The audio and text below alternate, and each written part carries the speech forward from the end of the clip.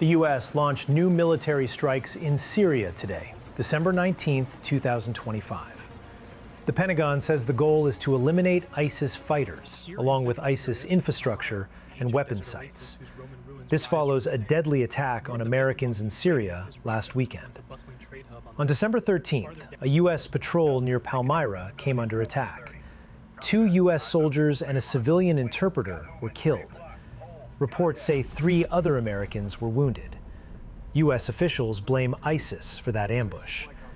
Now, the response is a large operation the Pentagon is calling Operation Hawkeye Strike. Reports say the U.S. used fighter jets and attack aircraft, plus Apache helicopters. Reports also say U.S. forces fired HIMARS rockets from Jordan as part of the strikes. Syrian media reports the strikes hit ISIS-linked locations in central and eastern Syria, including areas near Palmyra, and regions tied to past ISIS activity like Deir ez-Zor and Raqqa.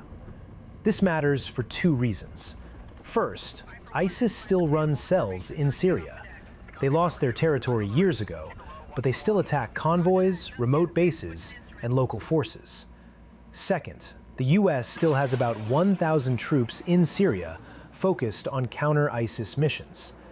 Any attack on Americans raises the risk of more strikes, more raids, and tighter security around U.S. positions. What happens next? Watch for follow-up statements from U.S. Central Command on results. Watch for updates on ISIS suspects, weapons caches, and damage assessments. Watch for any retaliation attempts against U.S. and partner forces in the region.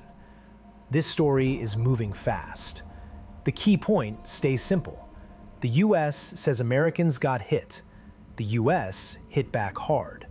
And the fight against ISIS in Syria is still active.